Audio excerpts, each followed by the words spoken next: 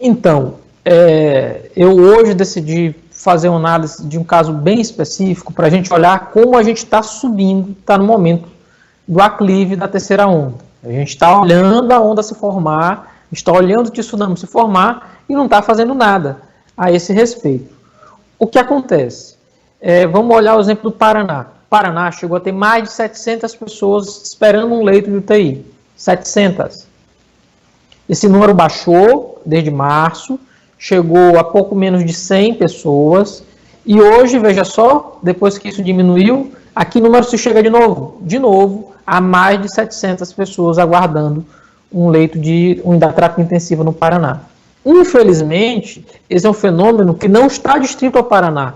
A gente está notando isso no Brasil como um todo.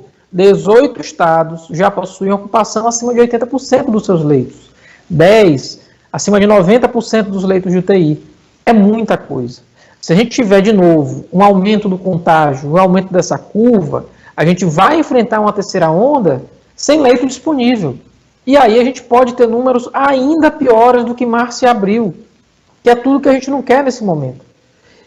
Por isso, não faz nenhum sentido a gente fazer agora, se colocar como protagonista de realização da Copa América. Por quê? Não é que haja contradição com os campeonatos que a gente faça. Não é isso. É porque, veja só, a Copa América, ela mobiliza muito mais paixões do que os campeonatos locais. Então, a gente vai ter, ainda que não tenha pessoas no estádio, a gente vai ter a sociedade mobilizada para ver a seleção brasileira jogar, que é tudo que a gente não precisa. Vizinhos se encontrando, pessoas que não têm convívio chegando na casa um do outro, muita gente em bar, em local fechado. Todas as vezes, nesses 14 meses, que nós tivemos eventos que levaram a esse tipo de aglomeração, seja Natal, Ano Novo, eleição, a gente teve logo depois o aumento exponencial do número de casos. É tudo que a gente não precisa nesse momento. A Copa América não é uma urgência. Não faz sentido a Colômbia dizer que não dá, a Argentina dizer que não pode porque aumentou o número de casos lá, e a gente aqui, morrendo mais de 2.000 pessoas por dia, dizer que está tudo bem e que isso é relevante para o Brasil. Me parece que a gente está perdendo foco nesse ponto. Então, em relação à variante indiana, e aí a gente tem uma notícia que é uma notícia boa, não há notícia de transmissão local dela, pelo contrário. A gente teve o evento no navio, o navio ele continua distante, 50 quilômetros da costa, a gente não permitiu, a gente fez o rastreamento de todos os contatantes dos tripulantes. A pessoa que está internada, ela está no quadro de melhora, ainda está na terapia intensiva, mas apresentando um quadro de melhora, de modo que a gente não teve a contaminação local da variante indiana. Tá? A gente fez mais de 150 testes, as pessoas continuam sendo monitoradas, e a gente não teve nenhuma confirmação de que a variante, por assim dizer, se espalhou no estado do Maranhão. A contaminação que a gente tem, ela se dá, infelizmente, pelas outras variantes, sobretudo em razão da P1, que hoje já corresponde a mais de 90% dos casos no Maranhão. A gente tem sim um aumento do número de casos, a gente tem nossa capital com mais de 90% de ocupação dos leitos de UTI, e a gente hoje já estuda fazer o fluxo inverso, porque em regiões do interior do estado a gente tem leitos vazios, então se houver uma necessidade da gente levar pessoas da capital para o interior, a gente vai fazer isso, porque o nosso objetivo é salvar quem precisa e colocar em leito de UTI quem esteja precisando desse leito. A Comissão Parlamentar de Inquérito, ela tem um mérito de tentar fazer o governo federal, novamente, colocar o foco da Covid-19 como pauta de sua discussão e pauta de sua preocupação. Até agora, a despeito dela não ter trazido assim, não trouxe fatos novos, mas ela organiza a narrativa, organiza os fatos. Eu acho que fica mais fácil para a sociedade entender o que a gente passou durante esses 14 meses e trouxe um fato grave, que é, de fato, a existência de um ministério paralelo. Com esse nível de organização, eu pelo menos não tinha conhecimento desse fato. Esse é um fato grave que traz, e eu acredito assim, ainda que tardiamente, eu acho que o Ministério pode tomar muitas atitudes que não tomou ao longo da pandemia e fazê-lo agora. Por exemplo, a aquisição de testes. Ele entregou testes para a gente aqui no Maranhão em razão de ter identificado a cepa da Índia, tentou entregar mais vacinas, está entregando testes. O Brasil a gente não teve esse movimento do Ministério ao longo da pandemia. É pelo menos uma tentativa, né, ainda que tardia, eu diria muito tardia, de tentar demonstrar preocupação e zelo do trato da pandemia. Agora, a gente precisa também que o presidente dê esse exemplo. Não adianta o ministro fazer isso, entregar teste, usar máscara, e de repente o maior exemplo ser outro. Porque a comunicação não funciona. A comunicação ela se dá, sim, com propaganda, mas sobretudo pelo exemplo.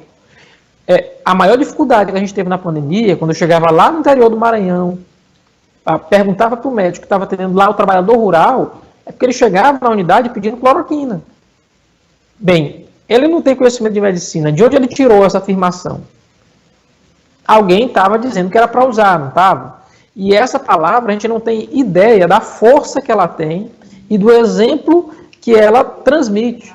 Então é fundamental que a gente possa ter também a maior autoridade da República dando exemplo, junto com o ministro da Saúde, para estar fazendo o trato adequado da doença e da pandemia. Porque não existe milagre.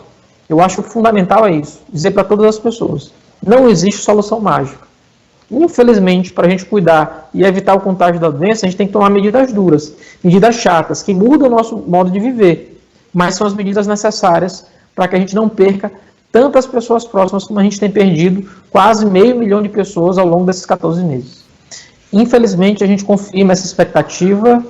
Eu acredito que até 20 de junho, no mais tardar 25 de junho, a gente já chegue, infelizmente, a 500 mil óbitos no Brasil em razão de uma doença só, em razão só da Covid-19. O segundo maior país do mundo em número de óbitos. Algo que a gente não queria nunca ter esse título. E a gente tem um risco maior disso poder acelerar, por quê? Porque ainda que a gente tenha se precavido em relação ao oxigênio, começa a faltar novamente kit de intubação. Eu não posso ter um patamar para aumentar agora, de ter uma terceira onda, se a segunda onda ela não baixou o suficiente. Eu tenho um patamar muito elevado de ocupação, muito elevado de casos todos os dias. A gente tem ainda uma média de praticamente 2 mil óbitos por dia. É 2 vezes pior do que o pior momento do ano passado. A gente não pode naturalizar isso. Achar que, ok, 2 mil pessoas perderam a vida. Não, não é. Não é admissível a gente permitir que isso aconteça. Então, veja só, 18 estados, com mais de 80% de ocupação dos seus leitos de UTI. 10 com mais de 90%. E tendência de crescimento dos outros 9%. Então, não dá para simplesmente admitir que, não, passou e essa doença vai diminuir. Não vai. Então, assim, se a gente tiver um recrudescimento muito elevado do número de casos nas próximas semanas, a gente vai perder pessoas, porque não haverá leitos suficientes para atendê-las e porque também não vai haver medicação suficiente. A gente alertou o Ministério há 2 semanas, falta já kit de intubação, a indústria não se resolveu em relação ainda a isso, não consegue entregar aos hospitais brasileiros, e a gente, se tiver um aumento do número de casos, vai viver um novo drama, porque o Ministério tenta 60 dias licitar e não consegue. Né? Ele diz, não se preocupe que a gente vai licitar, vai entregar aos estados. Não consegue fazer, porque simplesmente o mercado não oferece solução a curto prazo. Esse é o dilema que a gente vive hoje. Por isso, a gente só tem um caminho, que é controlar a doença. Mais ou menos desde fevereiro ou março, a gente já tinha esse prognóstico que a gente devia acelerar a vacinação no mês de julho. Eu não acreditava que ia acelerar tanto. Ótimo. Será ótimo a gente poder acelerar e terminar a vacinação ainda no mês de outubro. A gente também não acreditava que ia ter vários problemas que nós tivemos, por exemplo, em relação com a China, em relação ao IFA. Mas se a gente tiver condições de poder terminar a vacinação antes do fim do mês de outubro, será maravilhoso, porque a vacinação em massa vai permitir a gente controlar, de fato, a doença. Isso é que vai permitir que a gente controle a doença. Não tem solução mágica. E a gente aguardar, porque pode ser, é uma possibilidade, a gente já trabalha com isso, que a gente tenha essa vacinação contra a Covid-19 todos os anos. Pode ser que isso aconteça. Mas, nesse momento, a gente ter essa notícia é uma notícia maravilhosa. Talvez a gente o Butantan tenha conseguido ter algum destrave aí dos seus protocolos que permita que ele acelere o processo de vacinação. Aí a gente vai ficar muito feliz, porque no melhor prognóstico, a gente já estimava que a gente ia ter vacinação virando o ano, porque a gente não conseguiria vacinar todo mundo no país, infelizmente.